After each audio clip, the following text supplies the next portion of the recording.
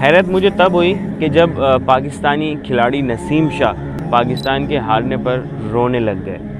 मेरा नसीम शाह से सवाल कि आपको तब रोना क्यों नहीं आया जब PSL के दौरान फ़लस्तीन के झंडे पर ले जाने पर पाबंदी थी। हम तो फ़लस्तीनी मुसलमान भाइयों के ज़ख्मों पर नमक छिड़क रहे हैं। वो न्यूयॉर्क, वो अमेरिका जो इसराइल के कंधे पर हाथ रखा हुआ है। मारो मुसलमानों को, कत्ल करो मुसलमानों का। उसी मुल्क के अंदर हमारे जो है वो क्रिकेट मैच हो रहे हैं। वाह क्या बात है मुसलमानों, क्या बात है तुम्हारी कि हम उस शायद कुरान को मानते हैं कि जिस कुरान में सबसे ज़्यादा हुक्म अल्लाह ताला ने जिहाद का दिया, और इस वक्त पूरे मुसलमानों पर जिहाद फ़र्ज़ हो चुका है। बिस्मिल्लाहिर्रहमानिर्रहीम। ब्लैक एंड वाइट में आप तमाम देखने वालों को खुश आमदीद। कल एक बुज़दिल कौम की जो है वो टीम इंडिया से हार गई। वो इंडिया के जिसने कुछ दिन कबल जो है वो इसराइल को फ़लस्तीन में मुसलमानों का कत्ले आम करने के लिए कई टन जो है वो बारूद और असला जो है वो बेचा। जी हाँ, वो इंडिया, हम उस इंडिया से हार गए। आज जब मैं सुबह उठा तो मैंने फ़ेसबुक यूज़ करना शुरू की। यकीन माने शुरू से लेके आखिर तक जितना वक्त मैंने फ़ेसबुक यूज़ की तो मुझे पाकिस्तान और इंडिया के मैचेस की पोस्टें नज़र आईं। जस्ट जिसको भी देखो वो पाकिस्तान के हारने पर अफसरदा था। लेकिन जब से फ़लस्तीन में जुल्म हो रहा है, मैंने कोई सुबह ऐसी नहीं देखी कि मैं उठा हूँ और जब मैंने फ़ेसबुक यूज़ की हो तो पूरा फ़ेसबुक जो है वो फ़लस्तीन में होने वाले जुल्म के लिए जो है वो भरा हुआ हो और उसकी जो है वो मज़म्मत की जा रही हो। हाँ, कुछ पोस्टें हमारी नज़र से गुज़रती हैं, लेकिन इस तरतीब से नहीं गुज़रती कि जिस तरतीब से आज मैंने पाकिस्तान के हारने पर पाकिस्तानी कौम को जो है वो दुखी पाया। इस तरह मैंने पाकिस्तानी कौम को फ़लस्तीन में जो जुल्म हो रहा है उस मामले पर कभी दुखी नहीं देखा। हैरत मुझे तब हुई कि जब पाकिस्तानी खिलाड़ी नसीम शाह पाकिस्तान के हारने पर रोने लग गए। मेरा नसीम शाह से सवाल कि आपको तब रोना क्यों नहीं आया जब PSL के दौरान फ़लस्तीन के झंडे पर ले जाने पर पाबंदी थी।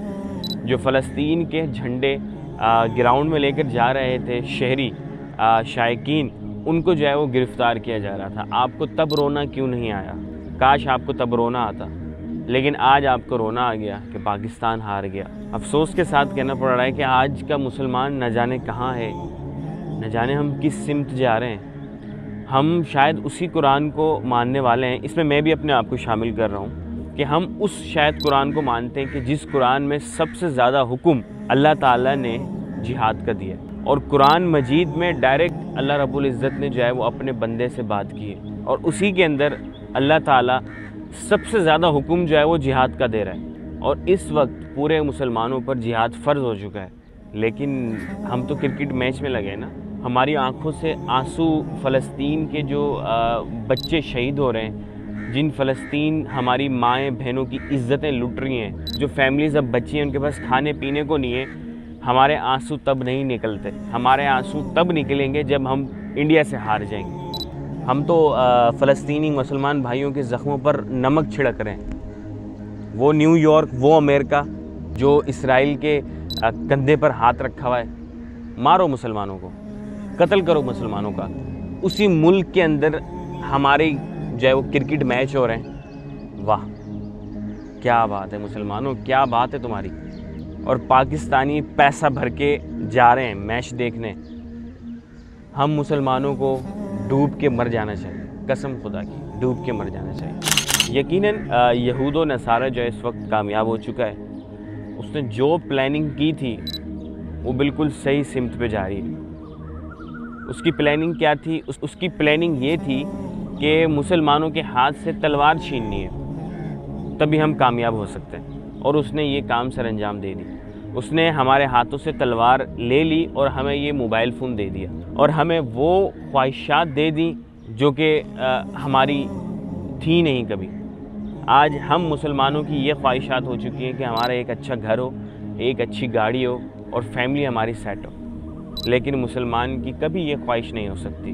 मुसलमान की ख्वाहिश सिर्फ ये हो सकती है कि दीन इस्लाम का नाम बुलंद हो, बस। आपको पता है कि जब पाकिस्तान ने ऐलान किया कि हम एटमी पावर बन चुके हैं, तो सबसे ज़्यादा فلسطین اور کشمیر کی عوام خوش ہوئی تھی کہ اب ہم آزاد ہو جائیں گے، لیکن انہیں کیا پتہ تھا کہ یہ خود آزاد نہیں ہے، یہ خود قید میں ہو جائیں گے، ہمیں کیا آزاد کروائیں گے۔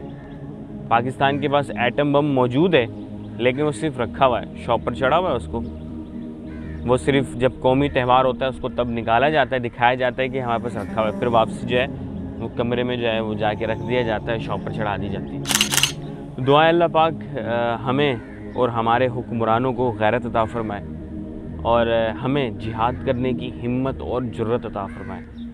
آمین ثم آمین۔ اپنا بہت سارا خیال رکھیں، ملتے ہیں کسی نیکسٹ ویڈیو میں۔ اللہ حافظ۔